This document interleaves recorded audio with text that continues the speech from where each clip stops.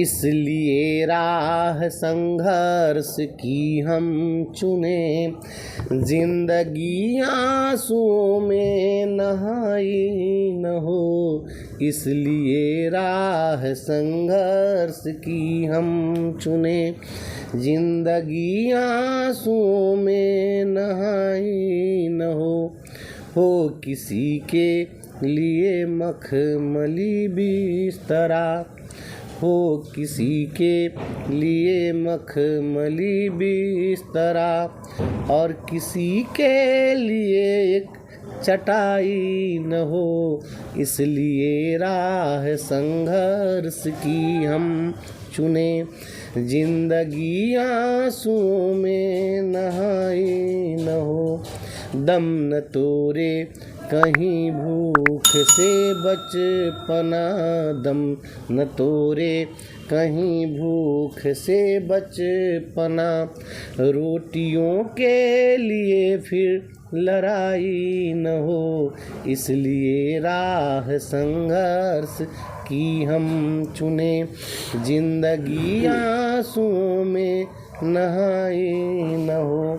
न्याय पैसे के बल पर न बिकता रहे, न्याय पैसे के बल पे न बिकता रहे, अर्थियों में दुल्हन की विदाई न हो। इसलिए राह संघर्ष की हम चुने, जिंदगी आंसुओं में नहाई न हो। सर, मैंने सुना है, इतिहास गवाह है कि हर आदमी के पीछे किसी औरत का हाथ होता है कामयाबी में। तो आपके पीछे माँ का हाथ है, बहन का हाथ है, पत्नी का हाथ है, किसका हाथ है, ये एक खुलासा करिए। सभी नारी शक्ति का हाथ है, सभी जितने भी पुरुष हैं सभी के पौरुष का योगदान है। इसमें किसी एक व्यक्ति का कोई योगदान नहीं है, सभी लोगों का स्नेह है, सभी लोगों का आशीर्वाद है। इतनी बड़ी सफलता या किसी एक व्यक्ति के सहारे संभव नहीं है।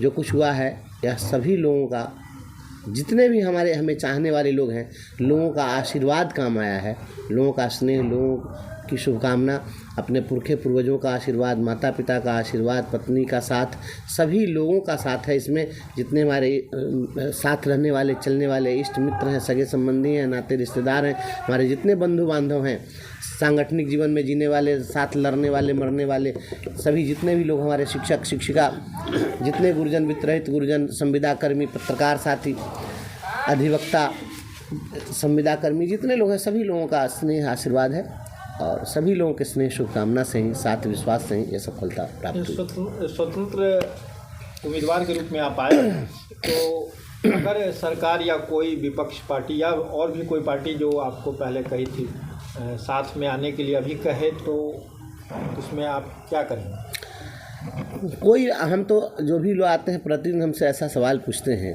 मैं तो आप ही लोगों से पूछना चाहता हूँ और सलाह मांगता हूँ कि आप ही लोग मुझे सलाह दे दीजिए। कोई ऐसी पार्टी जो मेरे जैसे व्यक्ति को झेल लेने की क्षमता रखती हो तो आप बताइए, हम उस पर विचार करेंगे। नहीं, जिस तरह से आप स्वतंत्र हो के आए हैं और मैदान में हैं, और मैदान में क्योंकि सत्ता में आने के बाद हमको नहीं लगता है कि आप अधिकार मांग पाएंगे, क्योंकि मुखिया, घर का मुखिया जो ऐसा है कि जो राजनीतिक दल हैं वो चाहते हैं कि अपने, उनके साथ रहने वाले जो दल के कार्यकर्ता हैं, उनके जो प्रवक्ता होते हैं, पार्टी के पदाधिकारी कार्यकर्ता होते हैं, नेता विधायक मंत्री जो भी होते हैं, अगर पार्टी से संबद्ध हैं तो मेरा मानना है कि कोई ऐसी पार्टी नहीं है जिस पार्टी में कुछ न कुछ गड़बड़ी नहीं है, और कोई ऐसी पार्टी नहीं है जिसमें कुछ अच्छाई नहीं है। अगर अच्छाई नहीं होती तो पार्टी नहीं चलती। तो सभी में कुछ न कुछ कमी है, कुछ न कुछ गड़बड़ी है। और जो पार्टी से संबद्ध हो जाते हैं तो पार्टी से संबद्ध होने के बाद में उनके गलत कार्यों पर पर्दा डालना पड़ता है और दिल की जगह अपने दिमाग को फिट करना पड़ता है। दिल कहता है यह गलत है और दिमाग से उसको जस्टिफाई करके साबित करना होता है कि नहीं यह सही है। तो वहाँ अपेक्षा होती है कि तुम दिन को अगर रात कहो रात कहेंगे, और जो तुझको हो पसंद वही बात कहेंगे। तो ब्रजवासी तो कभी नहीं कहने वाला है, हम तो कभी नहीं कहेंगे। इसलिए हम किसी पार्टी में फिट नहीं बैठते। आप एक शिक्षक हुआ करते थे और शिक्षक से आप एमएलसी तक आ गए, तो आपको कैसा लगता है? जैसा आपके विद्यालय में मैंने देखा कि आप भी भावुक हो गए थे, बच्चे भी भावुक हो गए थे, तो आपको क्या लगता है कि कभी जब फुर्सत मिले तो उन पलों को, उन क्षणों को फिर से याद करेंगे? नहीं, याद क्या करना है, मैं जाऊंगा ऐसा तो नहीं। मेरी वो कर्म भूमि है, मैं अपने कर्म भूमि को प्रणाम करता हूँ। मेरी जन्मभूमि है रक्षा, मेरा गाँव, और वहाँ के सभी लोगों से बहुत स्नेह प्रेम मिला है। और बच्चों के बीच जो मुझे स्नेह प्रेम मिला है और बच्चों से मैंने जो पाया है वो कहीं नहीं मिलेगा। निश्चल प्रेम आपको कहीं प्राप्त हो सकता है, वो बच्चों के बीच प्राप्त हो सकता है। और दुनिया में जितने लोग आपसे मिलेंगे, माँ बाप का प्रेम जो होता है वह निश्चल होता है, और इसके बाद अगर किसी दूसरे का प्रेम है तो अपने शिष्यों का प्रेम है जो निश्चल प्रेम होता है, और दूसरा कुछ नहीं है। दुनिया में जितने लोग होंगे स्वार्थ से आपको जुड़ेंगे, लेकिन बच्चे जो है उसका कोई स्वार्थ नहीं होता। विद्यार्थियों से आप कितना प्रेम करते हैं? विद्यार्थियों से एकदम उसका वर्णन शब्दों में नहीं किया जा सकता है। हम तो अपने स्कूल में देखें, आप गए होंगे तो हमारे बच्चे किस कदर से भावुक होकर सभी रो रहे थे। हम सबको बेटा बेटी की तरह मानते हैं, और बेटा बेटी आपका उतना नहीं करेगा जितना बच्चा करता है स्कूल में। हम सरकारी स्कूल के टीचर हैं श्रीमान। सरकारी स्कूल वैसा स्कूल होता है ना, सारे लोग तो भीड़े रहते हैं सरकारी स्कूल को डिमोरलाइज करने में, अब तो उसके प्रतिष्ठा हनन में लगे रहते हैं। सरकारी स्कूल का शिक्षक जो अपने बच्चों को पढ़ाता है दिल से ना, उसको भगवान मानता है बच्चा वहाँ का। अगर बोलेंगे कि बेटा कोई पानी पिलाओगे तो एक को आप बोलिए तो पूरा क्लासरूम दौड़ता है कि सर हम पानी पिलाएंगे। टिफ़िन का जब टाइम होता था लंच में, तो हम लंच बॉक्स लेकर के जाते थे ना, तो आकर के बेटियाँ कहती थी कि सर चाबी दीजिए, और चाबी लेकर के और जाकर डिक्की से खोल करके लंच बॉक्स ला करके और थाली धो करके। और क्या आपकी तरह सभी शिक्षक हैं? सभी शिक्षक, सभी दुनिया में सब एक समान कभी हो ही नहीं सकते हैं, ऐसा तो नहीं होता है। सभी शिक्षक एक समान कैसे हो जाएंगे? सभी पत्रकार एक समान हैं, आपकी तरह सब पत्रकार हैं एक समान। सब लोग हलचल तो नहीं करते हैं, आप हलचल मचाते रहते हैं। तो शिक्षक एक बहुत ही अच्छा है, गुरु गोविंद खड़े काके लागू पाऊँ, और बलिहारी गुरु आपने गोविंद दियो बताए। जो ये परिभाषा है, जो ये दोहा है जो कही गई है शिक्षकों के संदर्भ में, क्या आज वर्तमान में वैसे शिक्षक हैं? देखिए, वर्तमान में आपको एकदम वेरी फ्रैंकली मैं आपको बताता हूँ, पहले जो शिक्षा व्यवस्था थी, जिसमें कबीर ने ऐसा कहा कि गुरु गोविंद दो खरे काके लागू पाएँ, बलिहारी गुरु आपने जिन गोविंद दियो बताए। उन्होंने अध्यात्म की ओर संकेतित करते हुए कहा था कि व्यक्ति की आध्यात्मिक ऊर्जा, आध्यात्मिक चेतना जागृत हो और वह परमात्मा को प्राप्त कर ले। और इस दृष्टिकोण से उन्होंने कहा था, पहले जो शिक्षा हमारे यहाँ थी, भारत की शिक्षा व्यवस्था, उसकी मूल परिकल्पना जो उसकी रही है वह इस रूप में रही है कि सा विद्या या विमुक्त। विद्या वह है जो मुक्ति का मार्ग प्रशस्त करे। हमारे यहाँ विद्या की यह परिभाषा रही है, सा विद्या या विमुक्त। लेकिन अब जब शिक्षा की अवधारणा बदल गई है तो अब सा विद्या या नियुक्त है। अब जो नियुक्ति दिलाए वह शिक्षा है। तो मुक्ति से नियुक्ति तक शिक्षा चली गई है, तो आप उस गुरु की बात कहाँ से करते हैं? आप आज बिहार के अपर मुख्य सचिव वीडियो कॉन्फ्रेंसिंग करके उसका वीडियो बना करके वायरल कर रहे हैं। आप इस बात को समझिए, गुरुओं पर निगरानी वो कर रहे हैं कि हाँ क्या पढ़ाई हो रही है, वहाँ तक तो ठीक है, लेकिन वो अपना वीडियो बनवा के जो वायरल कर रहे हैं, यह क्या है? What type of instant is this? या इस प्रकार का इंस्टेंट करने की आवश्यकता क्या है? जिस राज्य का अपर मुख्य सचिव शिक्षकों को जलील करने के लिए वीडियो बनवा करके और वायरल कर रहा हो, वहाँ के शिक्षकों से आप क्या उम्मीद करिएगा? वहाँ का शिक्षक हमेशा सफोकेशन में रहेगा। वह चीज़ नहीं दे पाएगा जो वह देना चाहता है, वह देगा जो आप दिलवाना चाहते हैं। शिक्षा और ज्ञान में क्या अंतर है? शिक्षा संज्ञानात्मक पक्ष है, वह डाटा फीड करने जैसा है, वह डाटा है। शिक्षा जो आप जो अवधारणा बना दिए वह डाटा है, और ज्ञान व्यवहार है। मैं तो अपने स्कूलों में कहता हूँ, मैं बच्चों से जा कर के प्रतिदिन पूछता था सवाल, आप जाकर पूछिएगा, बच्चे लोग बताएंगे शिक्षा क्या है। सभी बच्चे एक साथ बोलते थे व्यवहार में परिवर्तन ही शिक्षा है।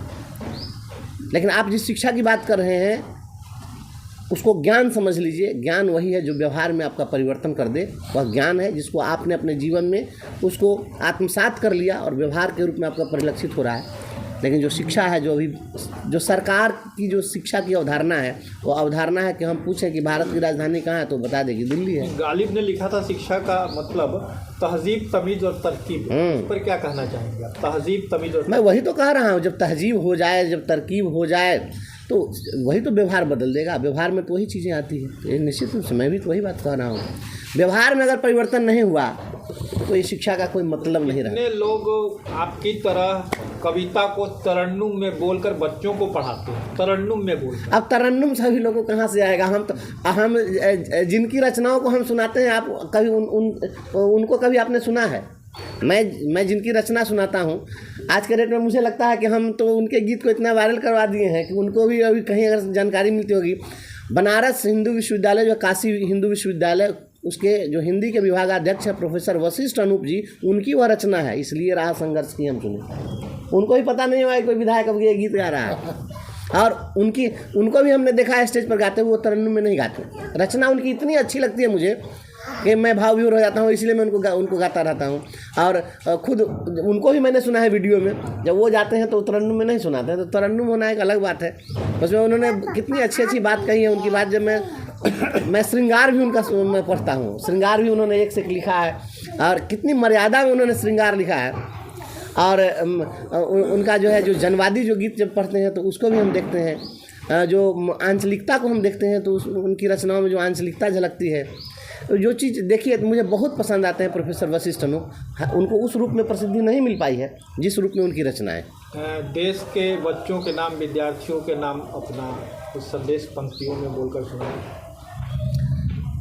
हम अपने सभी गुरुजन से बस यही आग्रह करेंगे, जीवन का ध्येय, जीवन का लक्ष्य, अगर ईश्वर ने हमें शिक्षक बनाया है, सौभाग्य से हम शिक्षक बने हैं। मैं बार बार कहता हूँ, शिक्षक सभी नहीं बन सकते हैं। इस गिरावट के दौर में, आर्थिक जो ये पूंजीवादी दौर है, इसमें हर कोई पैसे की होड़ में है और किसी प्रकार से लोग पैसा कमाना चाहते हैं। उस दौर में आपको बहुत बड़ी जिम्मेवारी ईश्वर ने सौंपी है, और सरकारी स्कूल के हमारे जो शिक्षक हैं उनको तो और बहुत बड़ी जवाबदेही है।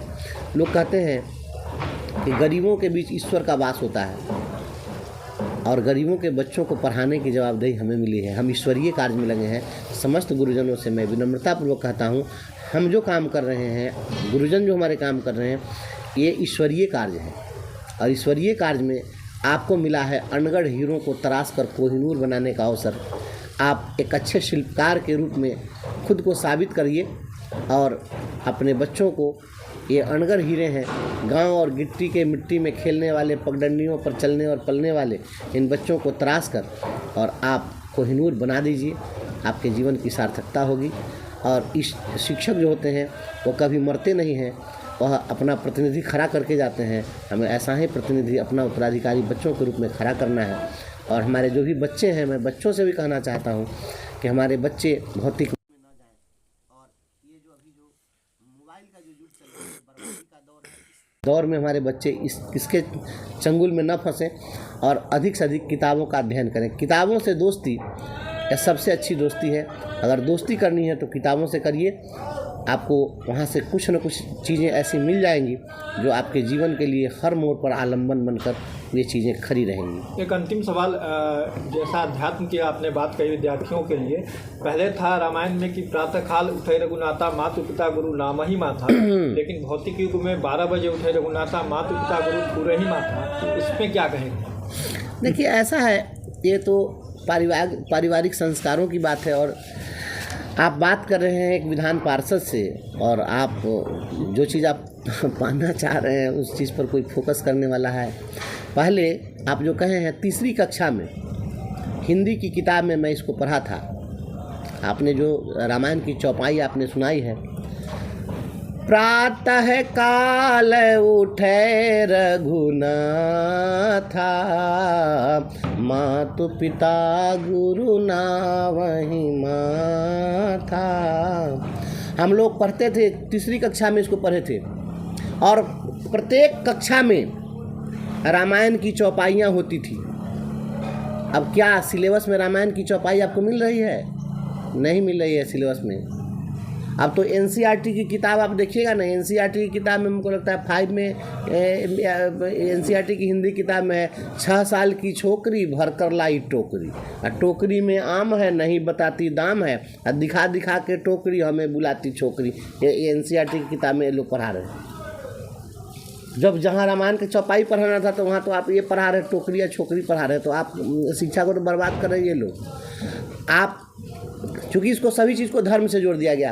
रामचरितमानस की आलोचना होती है, धार्मिक पुस्तकों की आलोचना होती है, मैं उनकी आलोचनाओं को नाजायज़ नहीं ठहराता हूँ, लेकिन मेरा मानना है कि उसमें अच्छी अच्छी चीज़ें भी तो हैं। जो अच्छी चीज़ें हैं हमें उस चीज़ को चुन लेना चाहिए था। नहीं